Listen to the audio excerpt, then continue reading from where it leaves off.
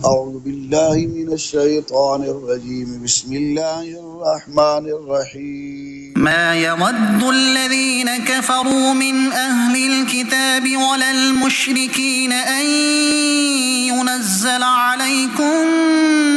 من خير من ربكم والله يختص برحمته من يشاء والله ذو الفضل العظيم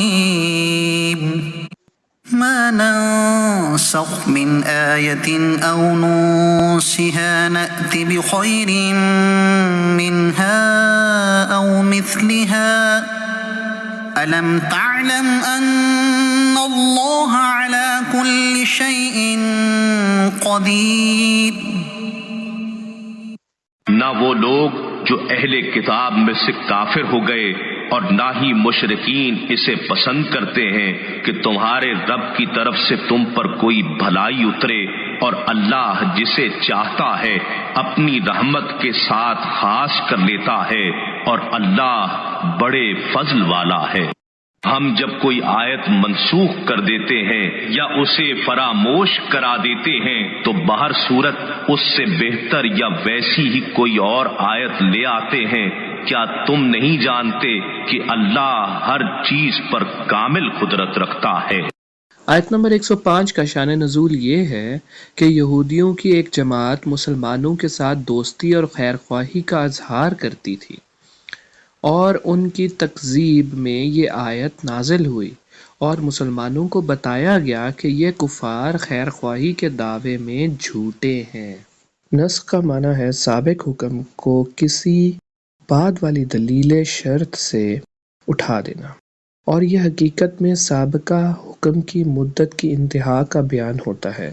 اس آیت کا شان نزول یہ ہے کہ قرآن کریم نے گزشتہ شریعتوں اور کتابوں کو منسوخ فرمایا تو کفار کو بڑی وحشت ہوئی اور انہوں نے اس پر اعتراض کیے۔ اس پر یہ آیت مبارکہ نازل ہوئی اور بتایا گیا کہ منسوخ بھی اللہ تعالیٰ کی طرف سے ہے اور ناسخ بھی، دونوں عین حکمت ہیں، اور ناسخ کبھی منسوخ سے زیادہ آسان اور نفع بخش ہوتا ہے، لہٰذا قدرت الہی پر یقین رکھنے والے کو اس میں تردد کی کوئی گنجائش نہیں۔ کائنات میں مشاہدہ کیا جاتا ہے کہ اللہ تعالیٰ دن سے رات کو، گرمی سے سردی کو، جوانی سے بچپن کو، بیماری سے تندرستی کو، بہار سے خزاں کو منسوخ فرماتا ہے۔ یہ تمام نسخ اور تبدیلی اس کی قدرت کے دلائل ہے، تو ایک آیت اور ایک حکم کے منسوخ ہونے میں کیا تعجب؟ نسخ حقیقت میں سابقہ حکم کی مدت کا بیان ہوتا ہے کہ وہ حکم اس مدت کے لیے تھا اور اب وہ مدت پوری ہو گئی، صرف یہ تھا کہ ہمیں وہ مدت معلوم نہ تھی اور ناسخ کے آنے سے معلوم ہو گیا۔ کفار کا اعتراض تو جہالت اور ناسمجھی کی وجہ سے تھا، لیکن اہل کتاب کو تو کسی بھی صورت یہ اعتراض نہیں کرنا چاہیے تھا، کیونکہ حضرت آدم علیہ السلام کی شریعت کے بہت سے احکام تو وہ بھی منسوخ مانتے ہیں، جیسے بہن بھائی کا آپس میں نکاح۔ یوں ہی یہودیوں سے پہلے ہفتے کے دن دنیاوی کام حرام نہ تھے، پر ان پر حرام ہوئے۔ نیز تورات میں یہ ہے کہ حضرت نوح علیہ السلام کی امت کے لیے تمام جانور حلال تھے، جبکہ حضرت موسیٰ علیہ السلام پر بہت سے حرام کر دیے گئے۔ ان تمام چیزوں کے ہوتے ہوئے نسخ کا انکار کس طرح ممکن ہے؟ کوئی آیت دوسری آیت سے منسوخ ہوتی ہے، اسی طرح حدیث متواتر سے بھی آیت منسوخ ہوتی ہے۔ کبھی صرف تلاوت منسوخ ہوتی ہے اور کبھی صرف حکم منسوخ ہوتا ہے، اور کبھی تلاوت اور حکم دونوں منسوخ ہوتے ہیں۔ محکہ شریف میں ہے کہ ایک انصاری صحابی رات کو تہجد کے لیے اٹھے اور سورہ فاتحہ کے بعد جو سورت ہمیشہ پڑھا کرتے تھے اس کو پڑھنا چاہا، لیکن وہ بالکل یاد نہ آئی اور سوائے بسم اللہ کے کچھ نہ پڑھ سکے۔ صبح کو دوسرے اصحاب سے اس کا ذکر کیا تو ان حضرات نے فرمایا ہمارا بھی یہی حال ہے، وہ صورت ہمیں بھی یاد تھی اور اب ہمارے حافظے میں نہ رہی۔ سب نے بارگاہ رسالت میں واقعہ عرض کیا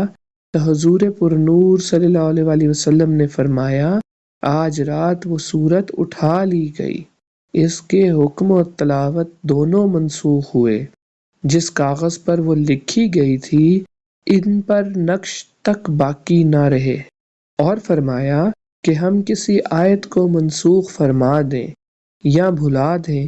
تو اس کی جگہ زیادہ آسان اور زیادہ ثواب والا یا کم از کم پہلے والے حکم کے برابر حکم لے آئیں گے۔ پہلے سے زیادہ سہولت والے کی مثال ہے جیسے پہلے 10 گنا تک کے لشکر سے جہاد کا حکم تھا، پھر صرف 2 گنا تک لشکر سے جہاد،